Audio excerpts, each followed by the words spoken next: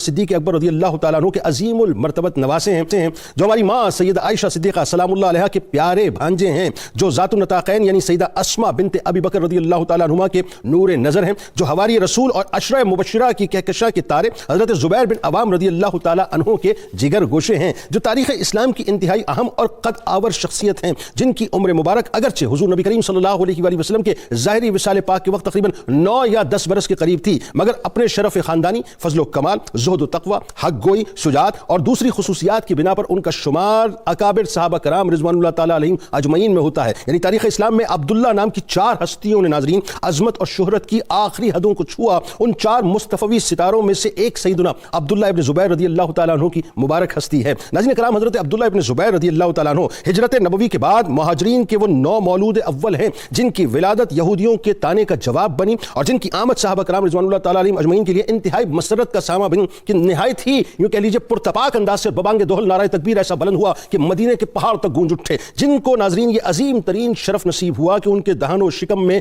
ولادت کے بعد سب سے پہلے جو خوراک گئی وہ سرور کائنات صلی اللہ علیہ وآلہ وسلم کا لعاب دہن مبارک کا نور تھا، یعنی ان کے مبارک خون میں خود رسول کریم صلی اللہ علیہ وآلہ وسلم کا مبارک نور شامل ہوا، جن کے لیے سرور دو جہاں صلی اللہ علیہ وآلہ وسلم نے دعائے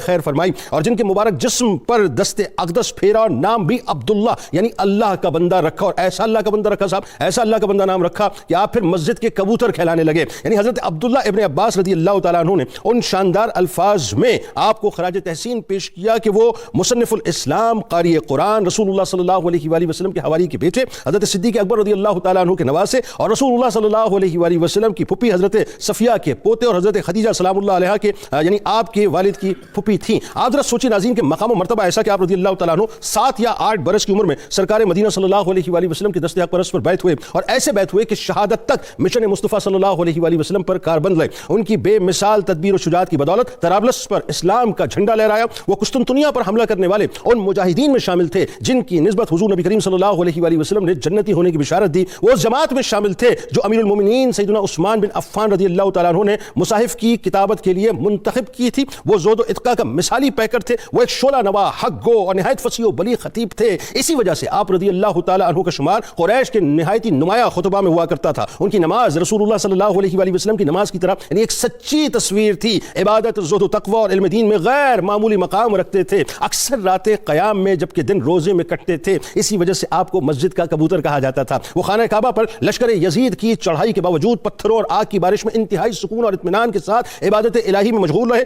وہ علم و فضل کا بحر ذخار تھے، وہ اپنے دور میں احیاء دین کے علم بردار تھے۔ ان کی بے باکی، شجاعت اور استقامت کا لوہا ناظرین ساری دنیا عرب مانتی ہے۔ ان کو خانہ کعبہ کی اثر نو تعمیر کا انتہائی عظیم ترین شرف نصیب ہوا، بلکہ تعظیم کعبہ کی خاطر ایک نئے اور عمدہ کام کی بنیاد رکھتے ہوئے ریشم کا غلاف بھی آپ نے چڑھایا۔ اسی طرح آپ رضی اللہ تعالیٰ عنہ کعبۃ اللہ شریف کو خوب خوشبو لگایا کرتے تھے، حرم پاک کے اطراف کو انتہائی معطر رکھا کرتے تھے۔ انہوں نے جس بات کو حق سمجھا آخری دم تک اس پر ڈٹے رہے، اپنا سر دے دیا لیکن اپنی بات سے نہ پھرے۔ آخری بات عرض کرنے جا رہا ہوں ناظرین کہ شجاعت و بہادری کے ایسے پیکر تھے،